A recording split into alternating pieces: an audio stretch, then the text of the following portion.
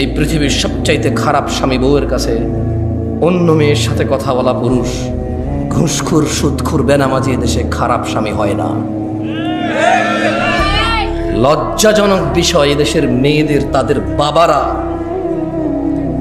এদেশের মেয়েদের কেউ ঠিকঠাক বলবেন না, কেমন? কারণ আপনি একটা তো ঠিক বললেন, আমি খুব হাইপ হয়ে গেলাম, মাশাআল্লাহ, okay, people are connected with me. আরেকটা তো চুপ থাকলে আমি বলবো যে হয় নাই মনে আমার কথা। দরকার নেই তো আপনি এভাবে কথা বলার, কেমন? ভাই আজকে ভিন্ন জায়গায় এসে পড়ছেন ভাই। হ্যাঁ, এই দেশের বাপেরা তাদের কন্যাদের গায়রতের আত্মমর্যাদা শিক্ষা দেয়নি। এজন্য তাদের স্বামীরা ঘুষখোর হলে, সুদখোর হলে, দুর্নীতিবাজ হলেও তাদের স্ত্রীরা বড় বড় গহেনা পরে, 2 লক্ষ টাকায় গরু কিনে। ভাবি জানেন এটা আপনার ভাইয়া নিয়ে আসছিল, মালদ্বীপ গিয়েছিল যে, তখন বড় করে বলে। অথচ ভাবি জানে এর বেতন 25,000, বউ নিজে জানে স্বামীর বেতন 25,000, ছেলে জানে বাপের বেতন সরকারি স্কেলে 25। কেমন? স্বামী, ছেলে সন্তান জানে তার বাপের বেতন 25,000, শ্বশুর জানে তার জামাইয়ের বেতন 25,000, বাপ জানে তার ছেলের বেতন 25,000, কাজিন ব্রাদার্স অ্যান্ড সিস্টার্সরা জানে তার কাজিন ব্রাদারের বেতন 25,000। বিমানে চড়ে, ফটো তোলে, ছাড়ে, মসজিদে 2 লক্ষ টাকা দান করে, সভাপতিও বলে মারহাবা। ও বেটা আনছে কই থেকে? ওর বাপের কি জমিদারি আমি ওরে চিনি না, আমি ওরে চিনি না। ওর বাপ কত কষ্ট করে ওকে মানুষ করেছে, কত কষ্ট করে পড়ালেখা করেছে ওকে। নিজেরা ঠিকভাবে খায় নাই, পড়ে নাই, বিলাসিতা করে নাই। 4টা ছেলের মধ্যে 3টা ছেলে 2টা বিদেশ চলে গেছে, একটা শহরে কাজ করতে, একটাকে পড়াশোনা করাইছে। কত কষ্ট করে ওকে পড়াশোনা করাইছে। এরপরে যে শিক্ষিত হয়েছে, বাপে গর্ব করে বলে ছেলে মাস্টার ডিগ্রি পাস করেছে, অনার্স মাস্টার্স কমপ্লিট করেছে।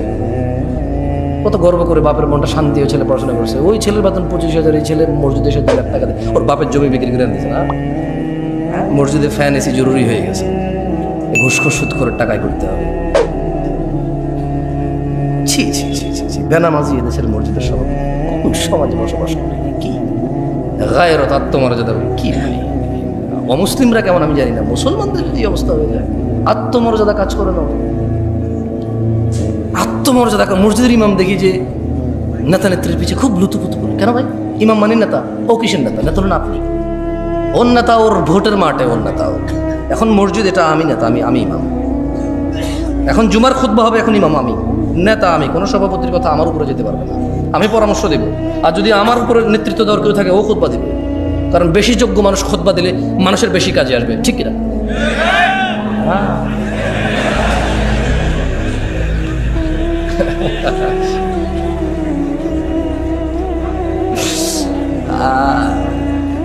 অভ্যাস সহজে যাবে না, সহজে যাবে না।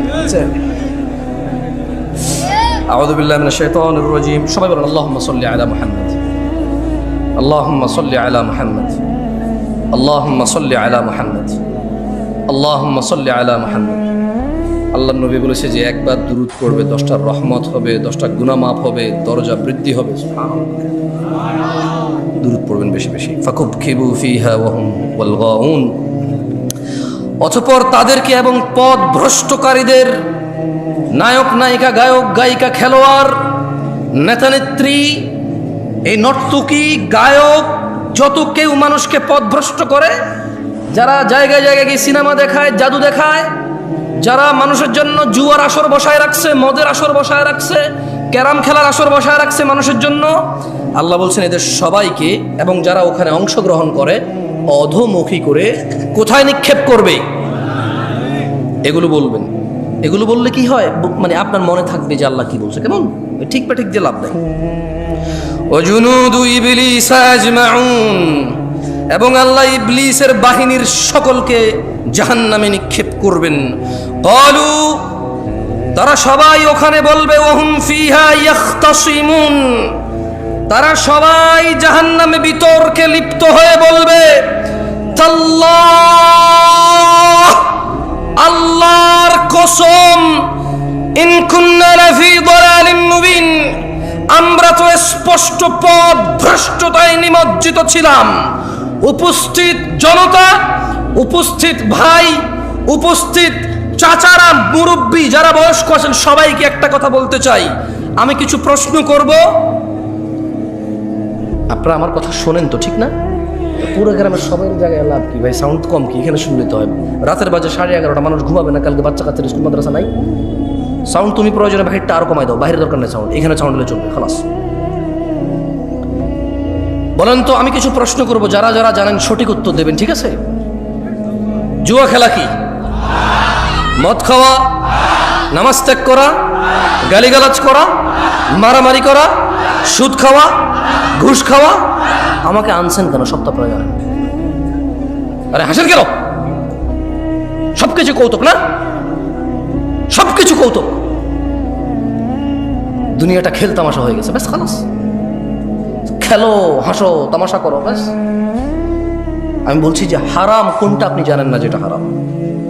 এই যে এটাই আল্লাহ কোরআনুল কারীমে বলতেছে। তুমি তো এটা ধরো নাই না? ঠিক আছে, ধরবা না, এটা সাউন্ড ধরবা না। এটাই আল্লাহ বলতেছে যে তাল্লাহ, আল্লাহর শপথ, ইন কুন্না লাফি দালালিম মুবিন। এই পথভ্রষ্ট মানুষগুলো দুনিয়াতে জানে কোনটা ন্যায় কোনটা অন্যায়। এরা সবাই বলবে আল্লাহর কসম, আল্লাহর কসম, আমি তো দুনিয়াতে পথভ্রষ্টতা নিমজ্জিত ছিলাম। ইয নুসাউইকুম বিরাব্বিল আলামিন, যখন আমরা তোমাদেরকে সৃষ্টিকুলের রবের সমকক্ষ গণ্য করতাম। এখানে মুশরিকদের কথা বলতেছে। কাকে বলতেছে? মুশরিকদেরকে বলতে। আচ্ছা বলেন তো, একটা কনসার্ট যদি হয় আজকে রাতে এখানে, এটা কি হয়? এই গ্রামের যুবক যুবতীদের যদি, মেয়েদের যদি আলাদা ব্যবস্থা করা হয়, আচ্ছা এখানকার উদাহরণ দিয়ে লাভ কি? এখানে এরকম হবে না। ঢাকা শহরে যে কনসার্টগুলো হয়, মেয়ে ছেলে তো আলাদা ব্যবস্থায় আছে, সবাই দাঁড়ায় থাকবে আর মোবাইলে লাইট জ্বালায় থাকবে। নতুন করে খেয়াল করতে পারে না? মাঝে মধ্যে তো ইন্টারনেট আসা আপনারা দেখেন না? হ্যাঁ, একজনে টুনটুন টুনটুন করে গান গায়, সবাই মোবাইলে লাড়ায়, ওই যে দিয়ে বাতি লাগায়, ঠিক না? ঠিক কিনা? হ্যাঁ ঠিক। তো আপনি দেখবেন ওখানে ছেলে মেয়ে উভয়ের উপস্থিতি প্রচুর, টিকিট পায় নাই, পাড়াপাড়ি করতেছে, আর্মি পুলিশে পিড়ায় লাইন ধরতে পারতেছে না, মানুষ আর মানুষ। খুব আফসোস করে বলো যে আমরা এসেছিলাম খুব শখ করে, ভেবেছিলাম পাবো, কিন্তু আসলে একটু লেট হয়ে গেছে, পাই নাই।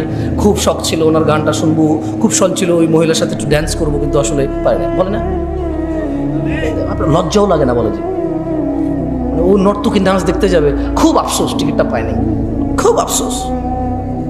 পুলিশকে যখন ইন্টারভিউ নিতে, পুলিশ বলো যে এখানে আইন শৃঙ্খলা বাহিনী আরও বেশি মোতায়েন হওয়া দরকার ছিল, আমরা আগে থেকে বুঝতে পেরেছিলাম যে মানে পরিস্থিতি এমন করে থাকবে না, আমরা শুরু থেকে এসেছি, লাইন ধরার চেষ্টা করেছি, মানুষ বুঝতে চায় না, নাহলে আরও অনেক ক্ষয়ক্ষতি হয়ে যেত। মানে গান শুনতে যাবে সবাই, কি শুনতে যাবে? আপনি বলেন, বলেন তো, মিউজিক শোনা হারাম না হালাল? নাচ দেখা হারাম না হালাল? কে জানে না? একজন হাত তোলেন যে এটা জানেন না। একজন লোক হাত তোলেন যে জীবনে আজকে প্রথম জানছেন গান শোনা হারাম, এর আগে কোনোদিন শোনেন নাই, হাত তোলেন তো। তা আমি তো একটু আগে এটাই বলছিলাম, আমাকে কেন নিয়ে আসছেন এই পৃথিবীতে? আল্লাহ যা নিষিদ্ধ নিকৃষ্ট করেছে প্রত্যেকটা সম্পর্কে আপনি জ্ঞান রাখেন। হয়তো কোন আয়াতে বলেছে নিষেধ, কোন হাদিসে বলেছে নিষেধ, এটা আপনি জানেন না, কিন্তু কাজটা যে নিষিদ্ধ এটা আপনি জানেন।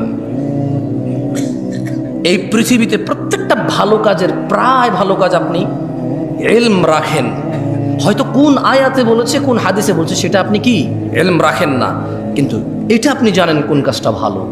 বলেন তো, সালাম দেওয়া কি? নামাজ পড়া কি? রোজা রাখা, হজ করা, জাকাত দেওয়া, ভদ্র নম্র সভ্য চুপচাপ নীরব ঝগড়াঝাটি না করা কি? কোনটা আপনি জানেন না?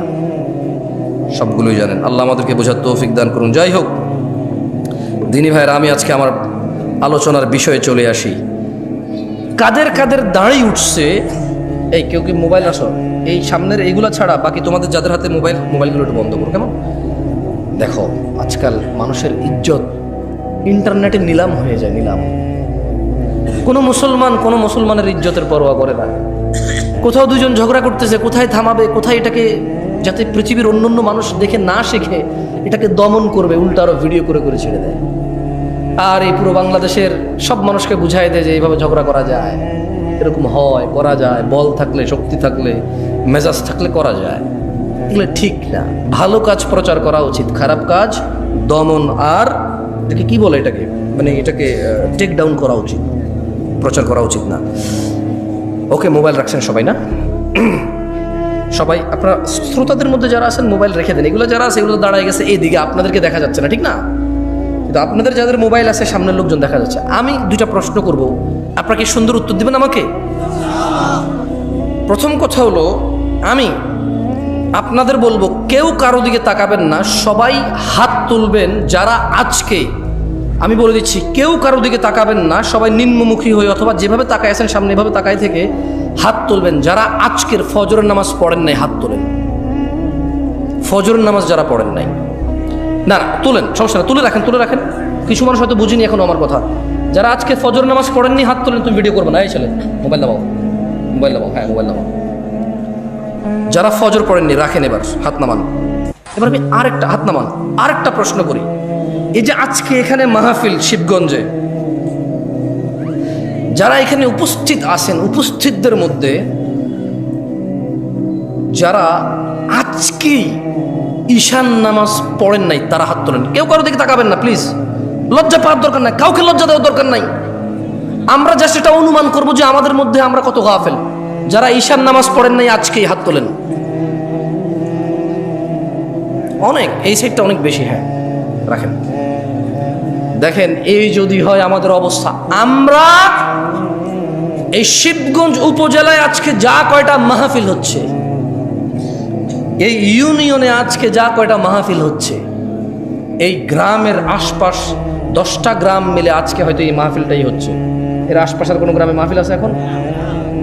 এই এতগুলো মানুষের মধ্যে যারা আমরা আল্লাহর দ্বীন শুনতে পছন্দ করি, আল্লাহর দ্বীন শিখতে ইচ্ছুক, আমাদের মধ্যে 60% জন লোক আজকে ঈশান নামাজ পড়ি নাই।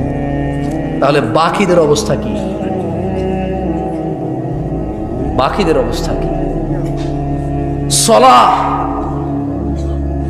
আপনারা কেউ কি মনে কষ্ট নেবেন আমি যদি এই যে মাইক ম্যানের সাথে একটু কথা বলি? ওকে তিরস্কার করবেন? করবেন না। ছোট ভাই, তুমি আমার একটা কথা বলি, মনে কিছু করবো না। তুমি আজকে ঈশান নামাজ পড়ো নাই, কিন্তু হাসতেছেন কেন?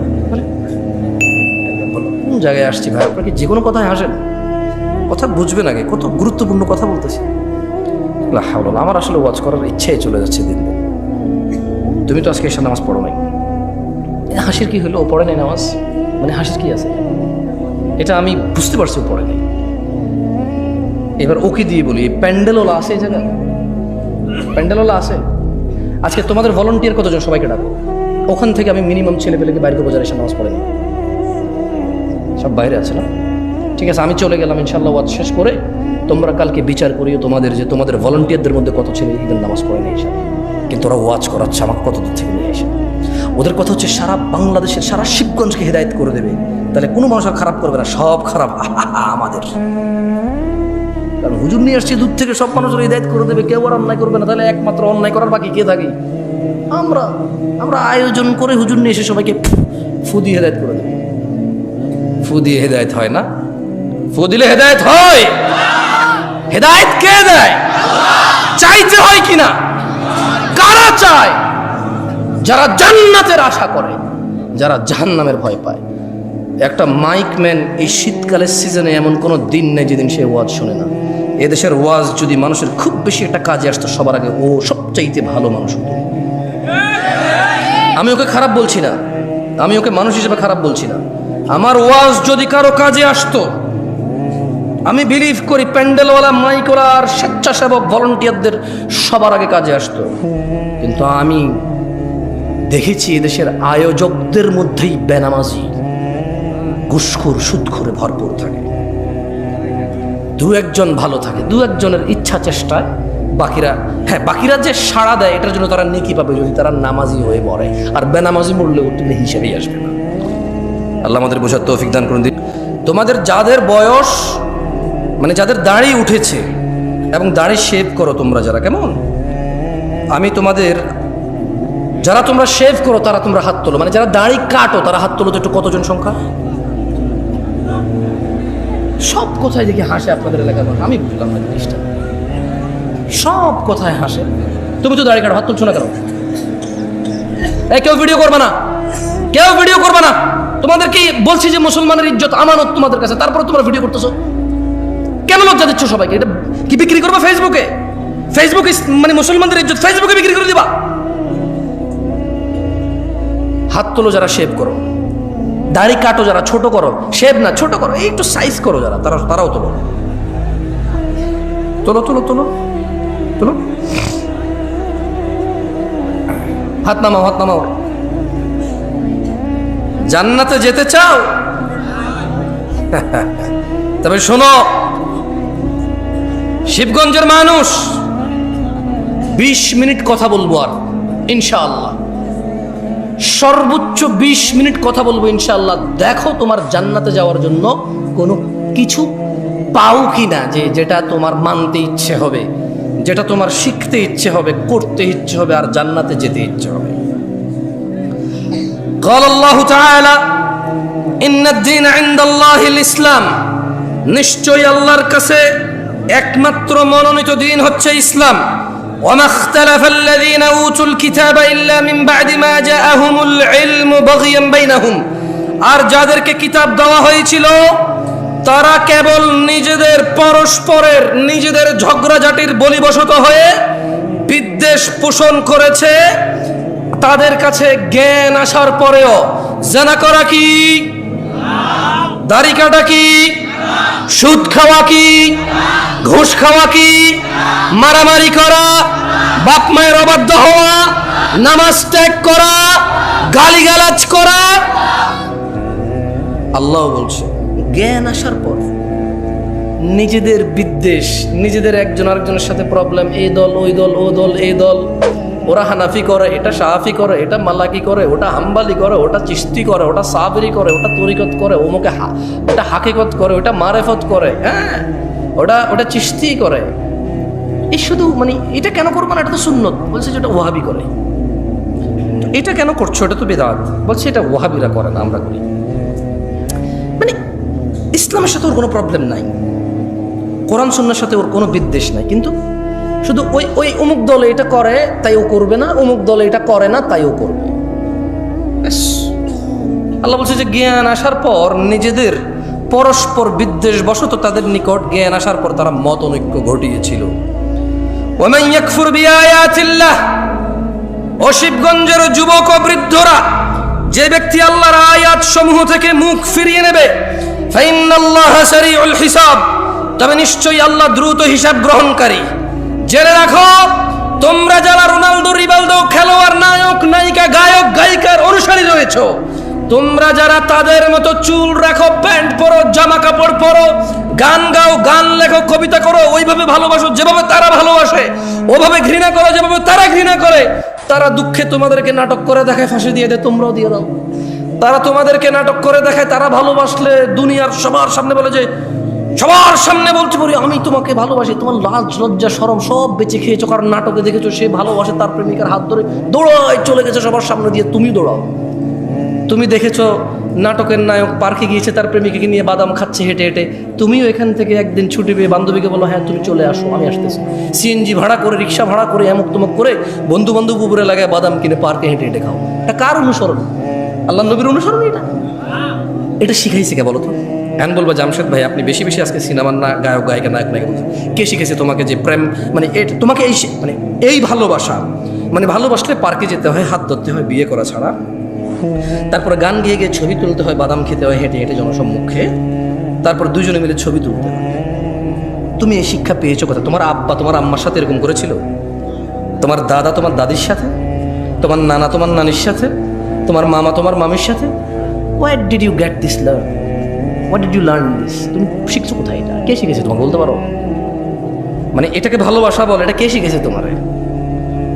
কোনো একটা মেয়েকে বিয়ে করো নাই, দেখছো খুব সুন্দর লাগছে, আর যেটা সুন্দর ওকে সবার কাছে সুন্দর লাগবে। আশ্চর্য, যে মেয়েটা সুন্দর ওই মেয়েটা শুধু তোমার চোখে সুন্দর লাগে এরকম না, সবার চোখে সুন্দর লাগবে ওটাকে। এখন তুমি ওকে চিঠি দিবা, পত্র দিবা, বোন ভাই এই সেই হ্যানত্যান দিয়ে ওর সাথে জোর করবা, ওর পিছিয়ে পিছিয়ে পিছিয়ে পিছিয়ে পিছিয়ে ঘুরবা, এরপরে ওর সাথে তুমি লাইন কানেকশন করবা, বোন বান্ধব। তোমাকে কে শিখাইছে যে এইভাবে মেয়েদের সাথে কানেকশন রাখা যায় বিয়ে না করে? ইসলাম তো বিয়ে করা ছাড়া কোনো মেয়ের আশপাশে যাওয়ার কোনো শিক্ষা নাই ইসলাম। তুমি কোথায় শিখতে পাইছো বলতে পারো আমাকে? বলেন তো কোথায় শিখছেন? নায়ক নায়িকারা শিখাইছে। কে শিখাইছে? নায়ক নায়িকারা শিখাইছে। আল্লাহ আমাদেরকে বোঝার তৌফিক দান করুন, আমিন। তবে শোনো, তোমরা যারা নায়ক নায়িকার অনুসারী, গায়ক গায়িকার অনুসারী। আমি তোমাদের একটা হাদিস পড়ে শোনাই, এর আগে আমি তোমাদেরকে একটা আয়াত পড়ে শোনাবো।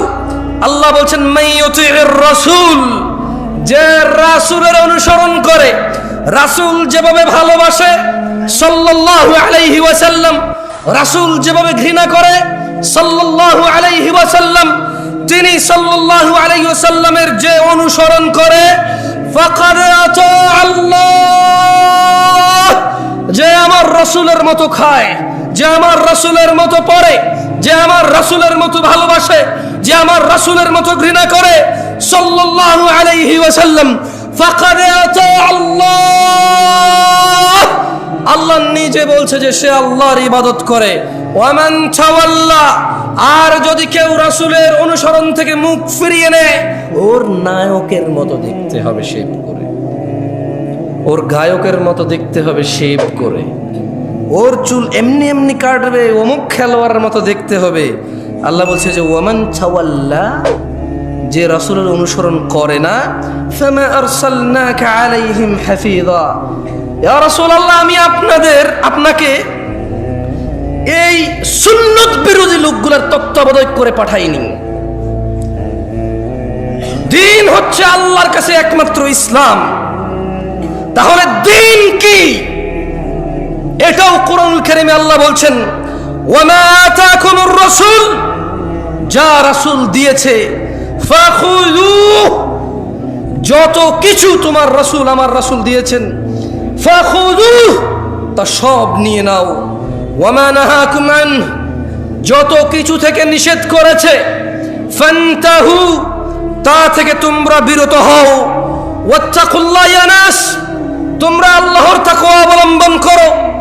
ইন্নাল্লাহা শাদীদুল ইকাব, নিশ্চয়ই আল্লাহ শাস্তি দানে অনেক কঠোর। দিনী ভাইরা, রাসূল সাল্লাল্লাহু আলাইহি সাল্লাম কি দিয়েছে বলতে পারেন কেউ?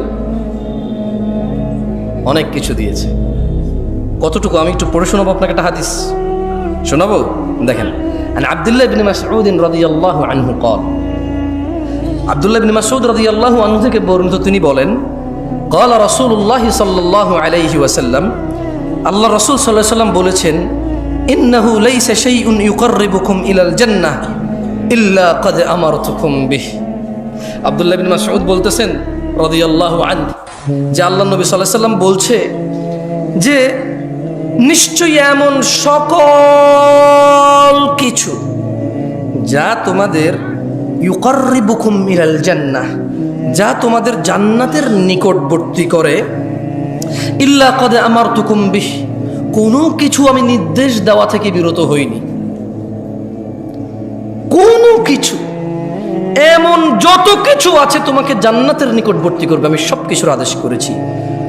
ইন্নাহু লাইসা ইউকাররিবুকুম ইলাল জান্নাহ ইল্লা ক্বাদ আমারতুকুম বিহি, ওয়া লাইসা শাইউন ইউকাররিবুকুম ইলান নার, ওয়া লাইসা শাইউন ইউকাররিবুকুম ইলাল জাহান্নাম, ওয়া লাইসা শাইউন ইউকাররিবুকুম ইলান নার, আর এমন কিছু নেই যা তোমাদের জাহান্নামের নিকটবর্তী করে, ইল্লা ক্বাদ নাহাইতুকুম আন, যা থেকে আমি তোমাদের নিষেধ করি নাই। সুবহানাল্লাহ। আল্লাহ নবী বলছে যে এমন সব কিছু আমি তোমাকে বলেছি যা জান্নাতের কাছে নিয়ে যায়, এমন সব থেকে তোমাকে বারণ করেছি যা তোমাকে জাহান্নামের কাছে নিয়ে যায়। দিনী ভাইয়েরা, ইসলাম, আমি একটু আগে বলেছি, উপস্থিত শ্রোতাদের মধ্যে অনেকেই ফজরের এশা পড়িনি আমরা। এটা বিচিত্র নয়, আপনি ভাবছেন আমি অবাক হব এটাতে, আমি অবাক নই।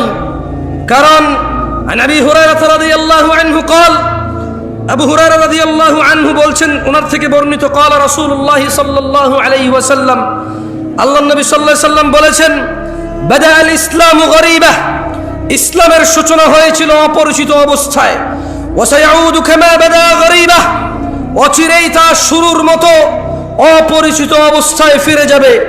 ফাতুবা লিল গুরাবা, সুতরাং এরূপ অপরিচিত অবস্থায় সঠিক ইসলামের উপর যারা টিকে থাকবে, ফাতুবা লিল গুরাবা, সুসংবাদ, সুসংবাদ তাদের জন্য সুসংবাদ। খুশি হও তোমরা যারা এই কঠিন থেকে কঠিন সময়ে অপরিচিত অবস্থায়ও যারা ইসলামের উপর টিকে থাকার চেষ্টা করবে।